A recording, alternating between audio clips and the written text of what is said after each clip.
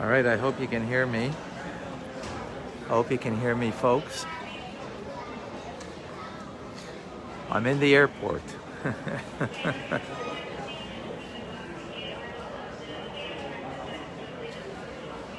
And it's a bit noisy over here. And gotta have a mask on. Maybe look better. All right, so we welcome. Who's with it, John? Good afternoon in North Carolina. Michael, good evening to you in Germany.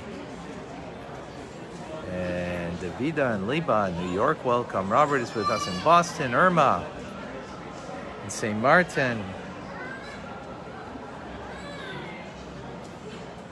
Who else is joining us? We have Austin with us, and Marcy, Adam, Merrill, Jacob, Liran. It's on Clubhouse. We have Diane is with us. Yes, the masked rabbi. It's not a holdup. I'm in Indonesia. It's almost midnight there. Ooh. All right. Eugenia is in Calgary. Welcome. June is in. Whoa, oh no, so it's in the Australia. Must be very late. I'm on my way home, folks. The last leg in the airport in Newark. Be home shortly. And everything is good, Luz. Don't worry about it. Stan, welcome back from London. Michael in Virginia, welcome. Tony's in Florida. David, welcome. There's a lot of noise back here. It's because I'm in the terminal, so it's a bit noisy.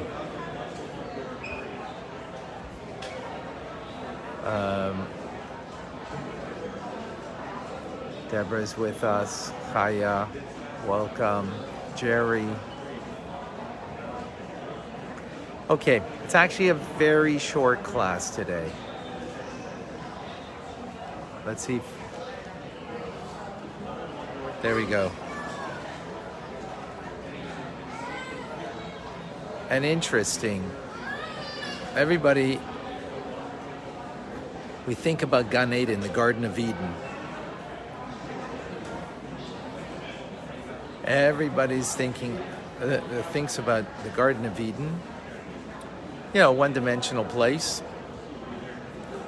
And the truth is, there are two levels of Gan Eden, of the Garden of Eden.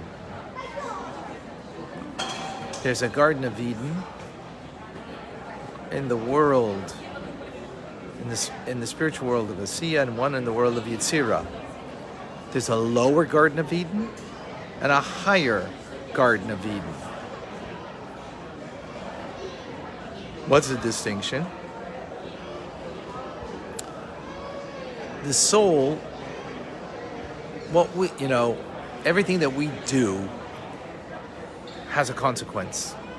We know. We overeat, we feel lousy, we eat well, we feel energized, we sleep well. The consequence of that is, also energized day, and everything, we know is cause and effect. So likewise, when we do a mitzvah, there's a cause and effect. What's the cause and effect? So there's two aspects to doing a mitzvah. One is the actual act of doing the mitzvah, the action, and that's what we spoke about previously, in the previous class. But then there is the heart and the mind. Where is that? You can do an action and your mind and heart are not necessarily there. Then there is the mind, the heart. How much are we connected? How much of is there a devotion, a love, a passion in what you're doing? That is a distinction, the consequence of our actions. In doing the act of the mitzvah, we allow our soul to go to the lower level of Garden of Eden, of Gan Eden, and we create a garment. That's the garment that we create through our thought, speech, and action down here of doing a mitzvah. We create a garment for the soul in the lower level of Gan Eden. But the devotion that we have, that when we occupy now ourselves in study of Torah for its own sake, out of a love of God, and likewise when it comes to the commandments, that we do it in such a way, that love, that devotion that's in our heart allows us to, that our soul, after this world we're talking about, right? After our time here, that our soul is in the higher level of the Garden of Eden, and there it gets the complete delight of the divine. So the action of the mitzvah creates a garment, because a mitzvah is done with garments of self-expression, thought, speech, and action. The devotion in the mitzvah, which is not the act itself, but the love that we have in doing the mitzvah,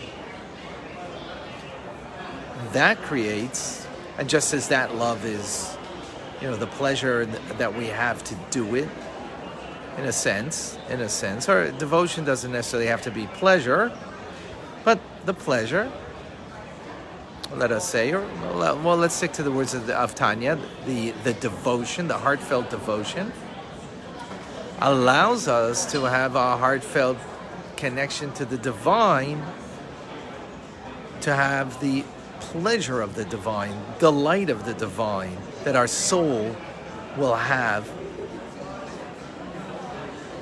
after 120. After 120.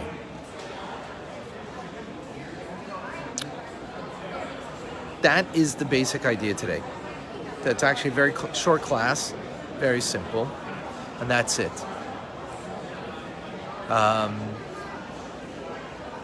That's it. Now, I have someone on Facebook that wants to join. June. And then if anybody else would like to share something, please do. Oh, decline. Okay.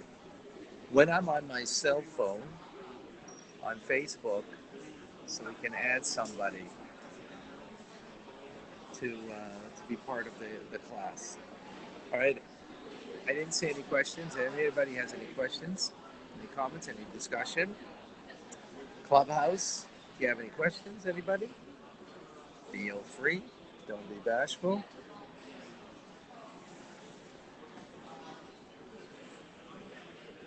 Feel free. Don't be bashful.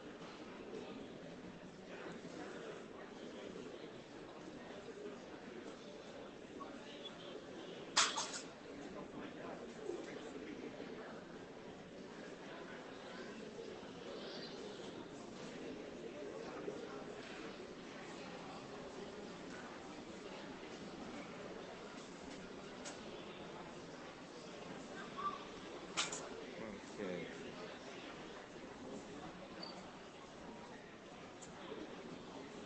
Again, that's the basic idea over here. Cause and effect, so to speak. We cause through what we do here. And just to give context to all of this, right now when we do a mitzvah, we don't experience it the divine. We feel something, we feel a connection, but to experience the divine is what we're talking about. That we will. 2 times. One, when our soul leaves the body in Gan Eden, Garden of Eden, and then even greater in the times of Mashiach. We will experience it then, even in a greater manner, with a soul within a body. a soul within a body, we will experience that. So Levi has a question. Is Gan Eden also here on earth? Everything is here on earth. It's just we're earthly, so therefore we don't sense, we don't connect to the spiritual worlds. But the spiritual worlds are not, going to outer space, you're going to find the spiritual worlds. You want to find life on a different planet, you don't have to go anywhere. Just be attuned to the soul, to your very own soul. And then you'll be attuned to the life of souls that are here. Now, that being said, I'm not privy to that, I'll be quite honest with you. I'm not there. Because, you have to be such a person that the body is not what motivates you, or material things motivates you, but just the spiritual, just the godly. It's a very high level. A very high level. Do the spiritual world change when Mashiach comes? Yeah, they're gonna be elevated. Absolutely.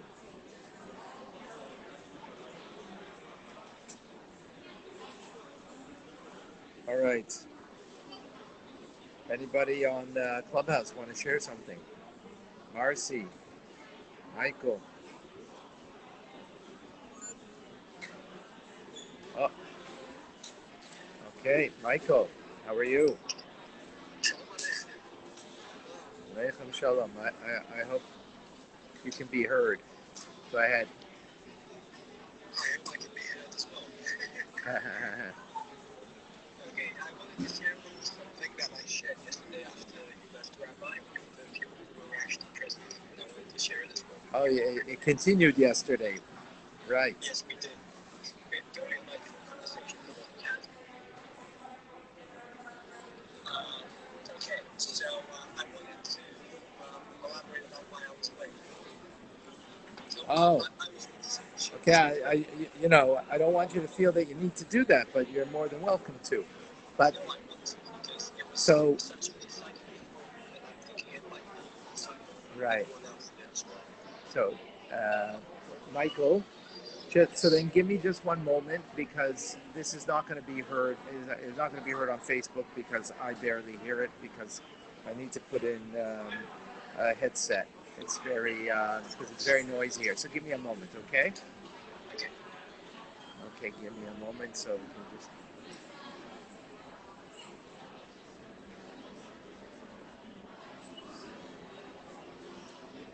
So Davida's asking, Gail has a question waiting to be answered without the question marks, okay? What was Gan Eden near Syria or Iran? So the Garden of Eden of Adam and Eve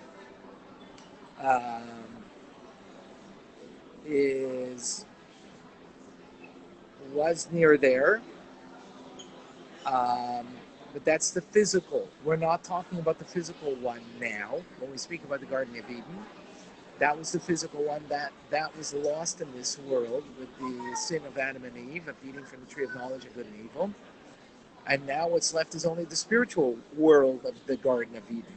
But yes, actually, thank you for bringing that up, because an important point over here, that the physical and the spiritual, when they are perfectly aligned, as like in our lives, when we have the physical and the spiritual perfectly aligned, it's we see what kind of day we have. Everything's aligned in the material world, in our spiritual world, and we don't feel that there's a distinction between them. So in the Garden of Eden, when there was Adam and Eve before they were, kicked out, yes, in fact, that's what happened. The spiritual and the physical were perfectly aligned, but now they're not. So now all we have is the spiritual world of Garden of Eden, but not the physical world. And of course, what we're waiting for is to create that realignment again, and to create not Garden of Eden that was back then from Adam and Eve, because that was a world that was created by God. He created a perfect world down here in this physical world. Now it's up to us, and that's the point of the mitzvah. The mitzvah is allowing us to realign the spiritual world with the physical world. That the world that we see as merely a physical entity, a physical reality, is in fact aligned with the spiritual reality of godliness. And that's every mitzvah accomplishes. That accomplishes it with what we spoke about previously, and we'll continue with that tomorrow, with the limbs of our body that, or the limbs of our body that are represented 613 components, aspects, 600 components of our soul, and because there's 613 commandments of God, the will of God, and that's what we express. That every mitzvah is a garment for that particular component of the soul that we explained earlier. Anyway, that's the idea. All right. Davida was a setup. You're right. Totally a setup. But it was still a choice that Adam and Eve made. But it was a setup because they had to wait for you and me. We had to be in this world in order that we, through our efforts from below up, change the world. A world that is full of klipa, full of darkness, and through every mitzvah that we do, we change the world for good. All right. I'm going to leave Facebook right now, and I'm going to be coming back to learning Rambam on Zoom, 770, 770, 6085, very shortly, so stay tuned.